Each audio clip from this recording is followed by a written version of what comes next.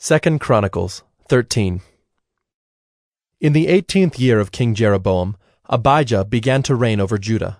He reigned for 3 years in Jerusalem. His mother's name was Moyea, the daughter of Uriel of Gibeah. Now there was war between Abijah and Jeroboam.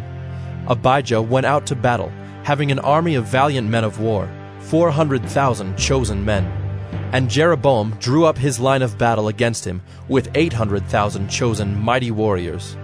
Then Abijah stood up on Mount Zemaraim, that is in the hill country of Ephraim, and said, "Hear me, O Jeroboam, and all Israel!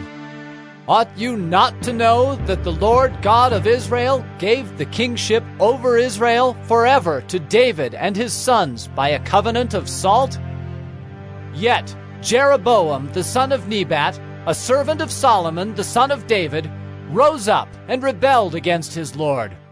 And certain worthless scoundrels gathered about him, and defied Rehoboam the son of Solomon, when Rehoboam was young and irresolute, and could not withstand them.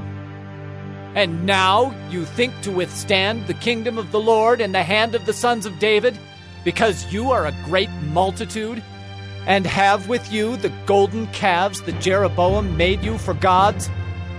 Have you not driven out the priests of the Lord, the sons of Aaron, and the Levites, and made priests for yourselves like the peoples of other lands?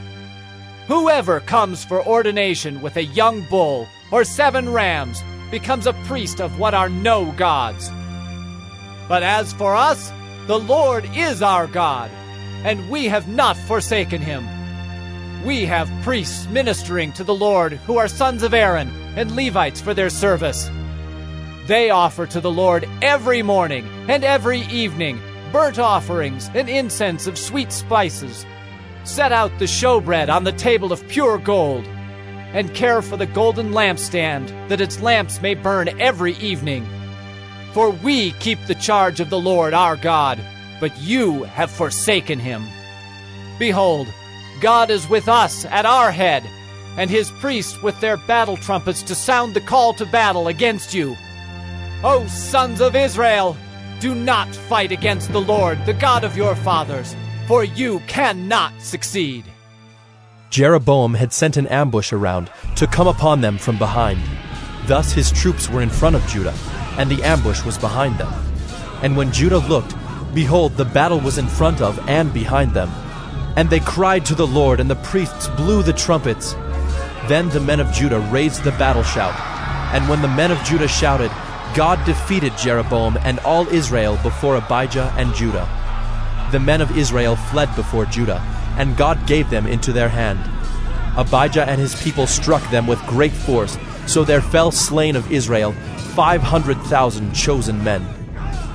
Thus the men of Israel were subdued at that time, and the men of Judah prevailed, because they relied on the Lord, the God of their fathers. And Abijah pursued Jeroboam and took cities from him, Bethel with its villages, and Jeshanah with its villages, and Ephron with its villages. Jeroboam did not recover his power in the days of Abijah, and the Lord struck him down, and he died. But Abijah grew mighty, and he took 14 wives, and had 22 sons and 16 daughters.